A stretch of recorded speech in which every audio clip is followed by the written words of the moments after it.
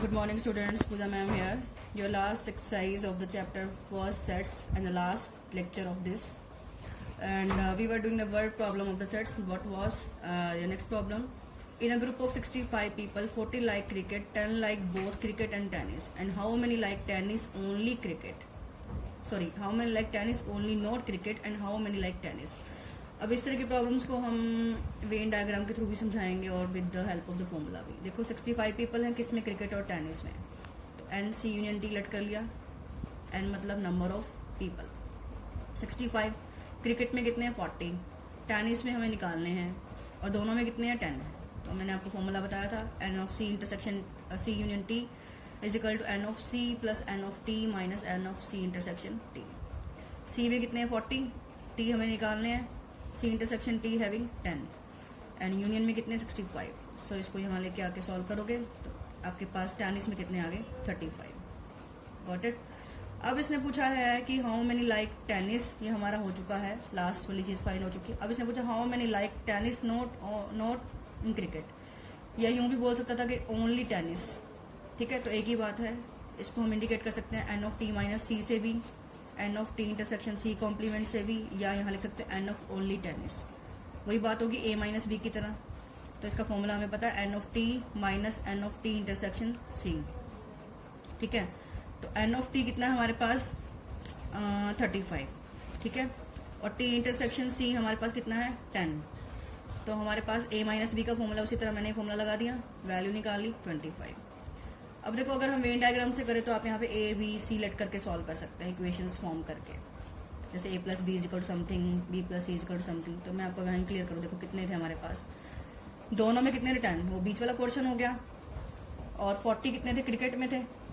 तो 40 like cricket. ठीक है, 10 यहाँ आ गए तो 30 यहाँ रह गए. चेक करने के लिए बता रही हूँ. अगर आपने वेन डायग्राम से करना है तो आपने प्रॉपर ए प्लस बी, जैसे इसको ए ले लिया, इसको बी ले लिया, इसको सी ले लिया, उसको पूरा लेके सॉल्व करोगे. और यहाँ पे कितने थे हमारे पास? टेनिस के कितने आए थे? 35. 10 यहाँ आ चुके तो यहाँ कितने रहेंगे? 25 ही रहेंगे. और आप यूनियन करके देख लो 65 ही आएगी. Got it. Your next problem आगे है. In a class of 22 students offered mathematics in a class 22 students offered mathematics, 18 students offered chemistry and 24 students offered physics. All of them offered at least one of these, and 11 are in both maths and chemistry, 13 in chemistry and physics, 14 in maths and physics, 7 and offered all the three subjects. Find how many students were in the class in the class and how many students only mathematics. देखो अब इसमें क्या है हमारे पास, हम 3 set से deal कर रहे हैं, 3 सब्जेक्ट से डील कर रहे हैं. तो वही यूनिवर्सल सेट बना के उसमें हमने 3 सेट्स इंडिकेट कर दिए. मैथ्स में कितने हैं? 22. केमिस्ट्री में कितने हैं? 18. फिजिक्स में कितने हैं? 24. एम इंटरसेक्शन सी ने कितना कहा था? 11. ये मैंने यहाँ लिखा भी हुआ है. केमिस्ट्री और फिजिक्स में कितने गए थे? 13. ठीक है, 14 कितने थे? फिजिक्स और मैथ्स में थे. तीनों में कितने थे? 7. तो हमें इसमें क्या निकालना है? How many students were there in the class. अब हमें सब कुछ पता है. तो हमें पता है कि वो फॉर्मूला है हमारे पास यूनियन वाला, तो हम वो अप्लाई कर सकते हैं. वहीं से हमारे पास क्या निकलेगा कि बच्चे कितने थे क्लास में. देखो N of M union P union C का फॉर्मूला लगा दो. क्या आएगा? N of M plus N of P plus N of C minus, पहले एम इंटरसेक्शन पी लगा दो, फिर पी इंटरसेक्शन सी लगा दो, फिर एम इंटरसेक्शन सी लगा दो. फॉर्मूला याद तुम्हें होगा, नहीं भी होगा तो आप ऐसे याद कर सकते हैं. पहले सिंगल सिंगल, फिर इंटरसेक्शन, फिर तीनों की इंटरसेक्शन, वो प्लस में आएगी, ये माइनस में. मैंने होल ब्रैकेट लगा दी. एन ऑफ एम की हमारी वैल्यू कितनी थी? 22. ठीक है, और एन ऑफ पी की हमारी वैल्यू कितनी थी? 24. और एन ऑफ सी की 18. तो मैंने पुट कर दी. ठीक है, उसके बाद एम इंटरसेक्शन पी कितना था? 14. ठीक है, पुट कर दिया, ये रहा. और पी इंटरसेक्शन सी कितना था? 13. और एम इंटरसेक्शन सी 11. 7 तीनों में थे. सॉल्व किया, 33 आ गया हमारे पास. फिर इसने पूछा था हमसे ओनली मैथमेटिक्स में कितने थे. ओनली मैथमेटिक्स आप ऐसे भी लिख सकते हो, इस तरह से भी लिख सकते हो विद फॉर्मूला करोगे तो. N of M intersection P complement intersection C complement. अब ये फॉर्मूला आप डायरेक्ट भी याद कर सकते हो, मैं आपको डेरिवेशन भी बता रही हूँ साथ में फॉर्मूला बना कैसे है. M intersection P complement intersection C complement है आपके पास. ठीक है, आप क्या करोगे? यहाँ पे देखो डिमॉर्गन्स लॉ लगा दिया। हमारे पास था ना A complement intersection B complement is equal to A union B whole complement, वही लगा दिया। P complement intersection C complement is equal to P union C का होल कॉम्प्लीमेंट। अब ये भी पता है अगर कोई भी चीज़ का कॉम्प्लीमेंट निकालना है तो हम उसको क्या करते होते हैं, यूनिवर्सल सेट से माइनस कर देते हैं, ठीक है। अब यहाँ पे क्या है N of M intersection P union C का कॉम्प्लीमेंट है, यानी कि क्या हुआ ये ए इंटरसेक्शन बी कॉम्प्लीमेंट हुआ, यानी ए माइनस बी हो गया। ए माइनस बी का फॉर्मूला क्या होता है, N of A minus N of this one. अब ये ए है minus N of A intersection B, A कौन है एम, इंटरसेक्शन बी कौन है पी यूनियन सी। अब उसके बाद क्या है N of M as it is minus N as it is, या फिर से हमने ये प्रूव किया हुआ है क्या M intersection P union C किसके इक्वल होगा, M intersection P union M intersection C के। अगर आपको ये क्लियर नहीं हो रहा तो ये आप सेट से आपने जो सम किए हैं जिसमें हमें वैल्यूज नंबर गिवन होते थे तो उन वन नंबर से हम सॉल्व करके निकाल भी सकते हैं। ये रिजल्ट हम ड्राइव कर चुके हैं पिछले एक्सरसाइज के अंदर। उसके बाद देखो एन ऑफ एम माइनस ये क्या बन गया एन ए यूनियन बी का फॉर्मूला लग जाएगा। यहाँ पे ए कौन है ये है, बी कौन है ये है, A union B. A union B का फॉर्मूला क्या होता है N of A plus N of B minus N of A intersection B. अब ए इंटरसेक्शन बी में क्या आएगा M intersection P intersection C. आपने क्या करना है एक्चुअल में, ये तो मैंने आपको ड्राइव करके दिखाया, अगर आपने ड्राइव नहीं करना तो आप लर्न कर लीजिए, ठीक है। समझ आ गया, अगर नहीं आया तो आप मुझसे पूछ सकते हैं। एन ऑफ एम की वैल्यू पुट कर दी minus as it is M intersection P में कितने थे यहीं से देख लो 14 थे, और एम इंटरसेक्शन सी में कितने थे 11 थे, तीनों में कितने थे 7 थे। सॉल्व किया 4 आ गया। बस इसमें समझने वाला ही फॉर्मूला ही है, थोड़ा रिपीट कर देती हूँ क्या है यहाँ पे। इस तरह से लिख के कॉम्प्लीमेंट डिमॉर्गन्स लॉ लगाया, डिमॉर्गन्स लॉ लगाने के बाद मैंने ए माइनस बी का फॉर्मूला लगाया, फिर ए माइनस बी का फॉर्मूला लगाने के बाद मैंने एक रिजल्ट ओपन किया है, फिर रिजल्ट ओपन करने के बाद यहाँ पे यूनियन का फॉर्मूला लगाया, उसके बाद हमने वैल्यू फाइंड कर ली। इस तरह से आप चाहे वो पूछे only maths, only physics, only chemistry, आप कुछ भी निकाल सकते हैं।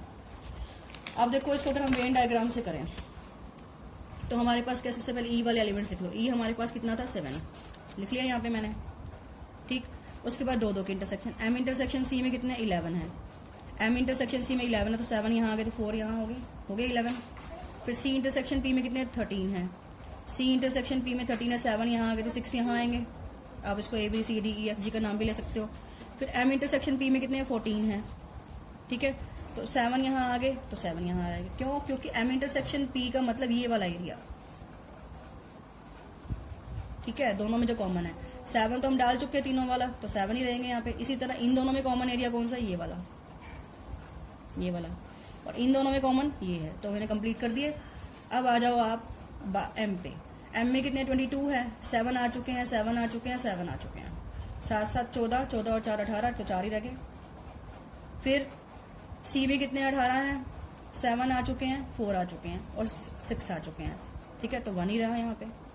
पी में कितने 24 हैं, 7 यहाँ आ चुके हैं, 7 यहाँ आ चुके हैं, 6 यहाँ आ चुके हैं, तो ऑब्वियसली यहाँ कितने रहेंगे 4 रहेंगे। ये आपका मेथड है चेक करने का, तो आप चेक कर लो, जो मैंने आंसर निकाले यही फाइंड आउट हुए हैं, क्योंकि हमने निकाले हैं ओनली मैथ्स, तो ओनली मैथ्स हमारे पास 4 ही है। Got it. तो एक और प्रॉब्लम हम लोग करेंगे, डायग्राम से करके दिखाई है, मतलब ABCD लेके फॉर्मूले से नहीं किया। In a survey of 100 students, the number of the students studying the various languages were found to be क्या, English only 18, English only का मतलब सिर्फ इंग्लिश में है, जो English but not Hindi, English but not Hindi का मतलब इंग्लिश में है पर हिंदी में नहीं है 23, इंग्लिश एंड संस्कृत में कितने 8 हैं, और इंग्लिश में कितने 26 हैं, संस्कृत में 48 हैं, संस्कृत में 8 हैं, संस्कृत में 48 ही हैं, और संस्कृत और हिंदी में 8 हैं। नो लैंग्वेज 24 है, तो हमें निकालना है how many were studying Hindi and how many were studying English and Hindi. अब देखो मैंने पहले से वेन डायग्राम बना लिया, 3 सेट्स दिखा दिए, ये ए है, ये बी है, ये सी है, ये डी है, और ये वाला ई है बीच वाला। इंटरसेक्शन को हमेशा मैं ई ही लेट करती हूँ, और ये एफ और ये जी। अब इसने कहा था इंग्लिश ओनली 18, इंग्लिश ओनली 18 का मतलब है सिर्फ जो इंग्लिश में है, मतलब ना यहाँ है ना यहाँ है ना यहाँ है, कॉमन एरिया में कहीं नहीं आएगा, तो इंग्लिश ओनली का मतलब ए।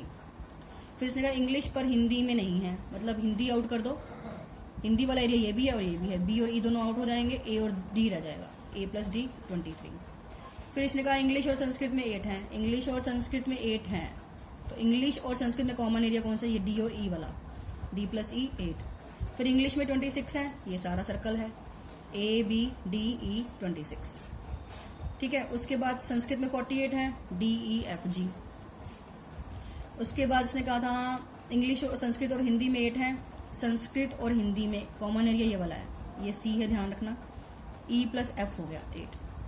फिर इसने कहा था नो लैंग्वेज 24। देखो सर्वे कितने लोगों का हुआ था, 100 का। सर्वे मतलब जिन लोगों का हमने सर्वे किया है, एक्चुअल में हम जिनसे मतलब लिंक में मतलब इस चीज़ के लिए गए हैं।